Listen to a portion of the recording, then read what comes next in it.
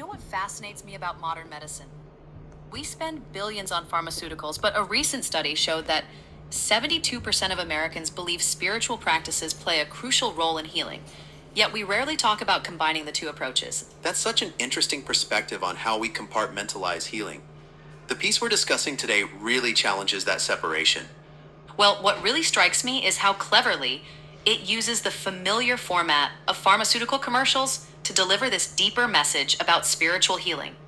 Instead of chemical compounds, we're getting these profound ingredients like unwavering belief and unshakable hope. The way they've structured those spiritual elements as medical components is quite brilliant.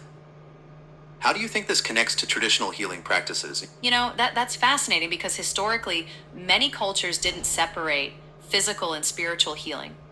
Like in traditional Chinese medicine or indigenous healing practices, the spiritual and physical were always interconnected. This piece seems to be calling us back to that ancient wisdom, but through a modern lens. And the side effects section really drives that point home. Oh my goodness, yes! Instead of the usual warnings about drowsiness or nausea, we're getting these amazing potential outcomes like renewed strength, like an eagle's wings, and peace that surpasses understanding. But what I find really powerful is how it doesn't shy away from the challenging aspects. Well, that warning about not taking it if you prefer comfort over transformation really stood out to me. And that's because it's addressing something so fundamental about human nature, our tendency to seek quick fixes rather than real transformation.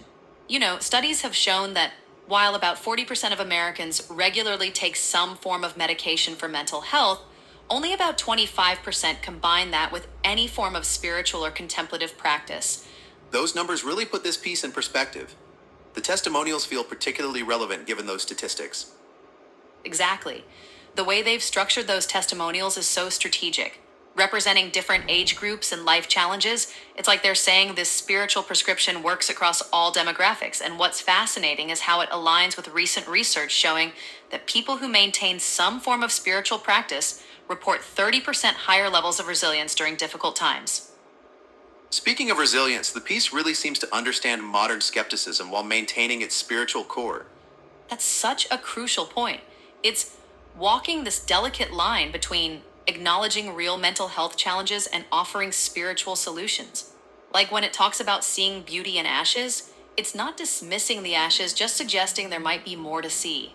Do you think this approach could actually bridge the gap between traditional medicine and spiritual healing? Well, looking at current trends, we're already seeing this shift.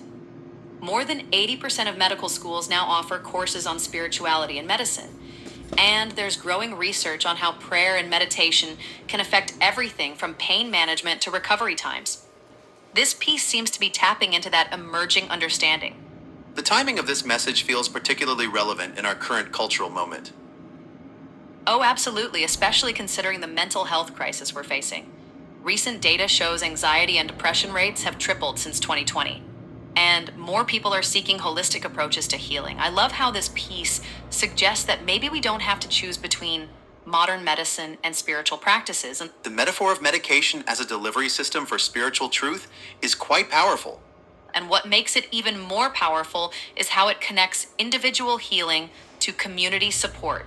Those final affirmations, you are not defeated, you are not alone, you are not forgotten. They're speaking to our fundamental need for both personal transformation and collective belonging. Studies show that people who feel connected to a spiritual community show significantly better health outcomes across the board. So, what you're saying is this piece is really about reimagining how we approach healing altogether? Exactly. It's suggesting that maybe the future of healing isn't about choosing between science and spirituality, but about finding ways to integrate both. And given that more than 65% of healthcare providers now say they believe spiritual well being is a significant factor in health outcomes, maybe we're finally ready for that conversation.